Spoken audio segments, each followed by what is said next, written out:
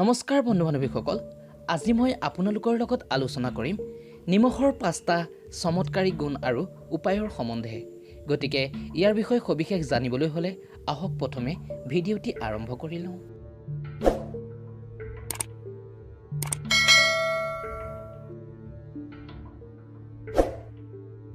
বন্ধুসকল, বাস্তু অনুসাৰে এই নিমখত বহুতো অদ্ভুত শক্তি লুকাই আছে, যাৰ দ্বাৰা ঘৰলৈ নকাৰাত্মক শক্তি বা নিগেটিভ এনাৰ্জি প্ৰৱেশ ঘটিব নোৱাৰে। ইয়াৰ লগতে আৰু বিশেষ কিছু ধৰণৰ উপকাৰ পোৱা যায়। গতিকে জানো আহক নিমখৰ এই কেইটামান চমৎকাৰী গুণৰ বিষয়ে। ইয়াৰ ভিতৰতে 1 নম্বৰতে হ'ল এই নিমখৰ ব্যৱহাৰ ফলত নিগেটিভ শক্তি বা অশুভ শক্তি দূৰ কৰিব পৰা যায়।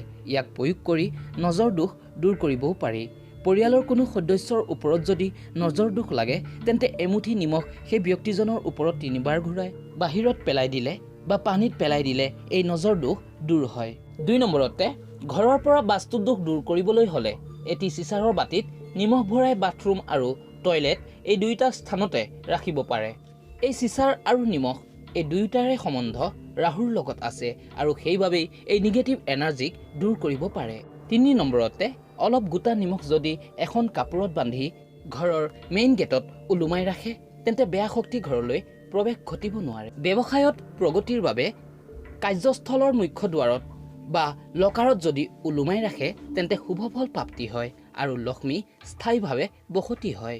4 নম্বৰতে এটা চিচাৰৰ পাত্ৰত যদি নিমখ ভৰাই ঘৰৰ যিকোনো দিশত থৈ দিয়ে তেন্তে ইয়াৰ দ্বাৰা ঘৰলৈ শুভ শক্তিৰ আগমন ঘটে আৰু অশুভ শক্তিসমূহ দূৰ হয়। যদিহে ৰাহুকেতুৰ দোষ বা মনত বেয়া চিন্তা ভাৱ আদি উৎপন্ন হয় তেন্তে এই উপায় কৰিব পাৰে।